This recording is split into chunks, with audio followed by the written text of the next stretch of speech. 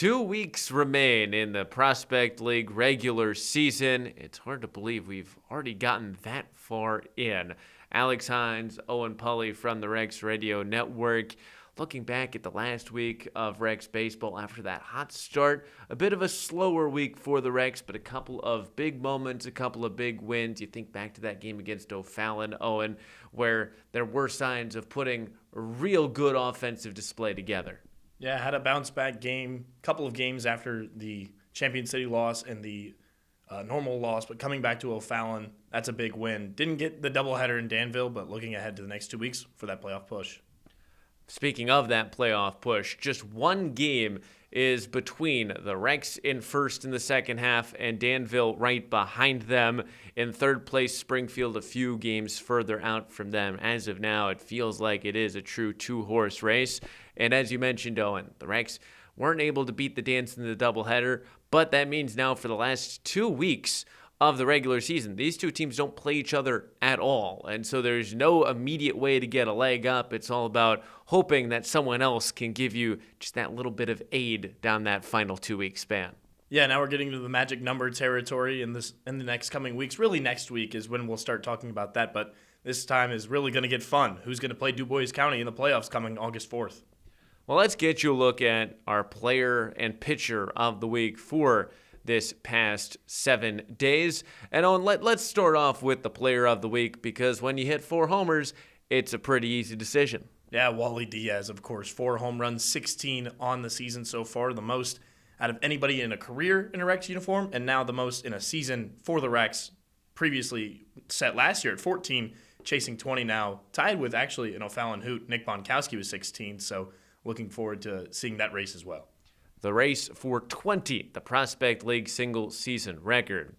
On the pitching side, we're going to go with Fabian Hernandez, the left-hander out of the Dominican Republic who had 8 strikeouts in his start at home against Kokomo. Looked really good, Owen. Had that first 2 starts where he wasn't able to get too deep into the game, then goes 5 innings, strikes out 8. Exactly what the Rex needed at the very end of a long week. Yeah, hit that pitching limit as well, got up to 95 pitches, finished on a strikeout. That was exactly what they wanted to see out of him, so great outing for him. Well, congratulations to Hernandez and to Diaz, but now let's get you a look at our 5 top moments from the week. 1-2. Swing and a miss, strike 3. Hernandez, the team that plays in his collegiate park, and he goes down swinging once again, especially trying to work deep into this ball game. His 0-2, cut on a miss, strike 3. Slightly crouched from the right side. Here's the pitch, swing and a miss, strike 3. Top of the 6th. Here's the pitch, swing and a miss. Another strikeout for Hernandez. Monk on first. It's now Maldet on second. Slide and the pitch. Beat on the ground to first. Diaz backhands to second for 1. DeRubenacker covering, and they turn it. 3-6-1. A double play. The kick and the 2-2. High fly ball deep into center. Mensick tracking back towards the wall. He looks up. Goodbye. Harper looking for his first hit of the night. Lights are fully in effect here in this evening. Turned on down the left field line. That ball is tailing. It is gone. Ren Harper goes oppo for his first homer of the year. Next pitch, hit down the line. It's snared by Harper. Tags the bag for 1. Throws to the plate. Tag, and they get 2. Harper tags the bag on a dive and gets the throw to the plate. Getting at the opportunity to put a ball out of this park. 0-2. High fly ball, straightaway left. Back on it, Tyler Macon towards the wall. That ball is gone. Someone who can get on ahead, works a lot of walks, sees a lot of pitches, gives Diaz a chance to gauge things in the on-deck circle. High fly ball deep into left field. Macon turns. That ball is long gone. A 2-homer game for Wally Diaz. 2-2. High fly ball, deep left. 3 times lucky for Wally Diaz. a big home run, his third of the day. Some key defensive plays in there. The long ball played a part as well, especially down the final few days of the week. And how about Ren Harper, Owen?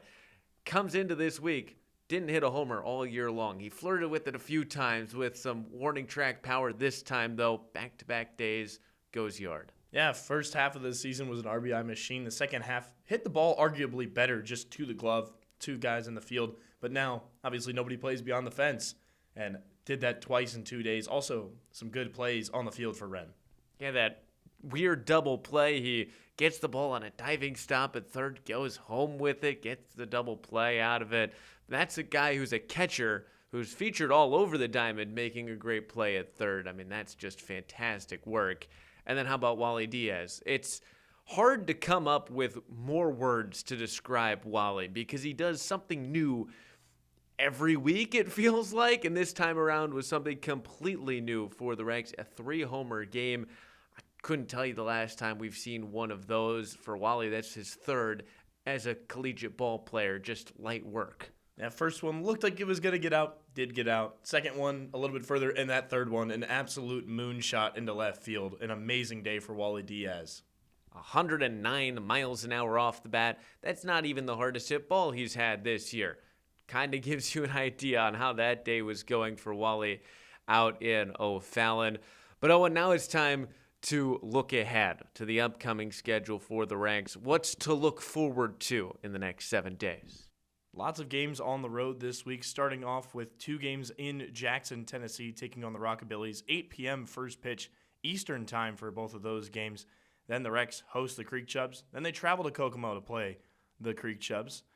Head to Normal, Illinois at the Corn Crib for the Corn Belters and finish out that week with a game hosting Kokomo. Lots of times playing the Creek Chubs, but also a lot of travel for the Recs this week. Yeah, get the coffee out for the first 2 days of this week, Tuesday and Wednesday night, 8 p.m. Eastern, 7 p.m. local time start as the Recs take on the Rockabillys for the first and only time this season. You can catch it on the Recs Radio Network starting at 7:50 Eastern Time. Hope to have you with us.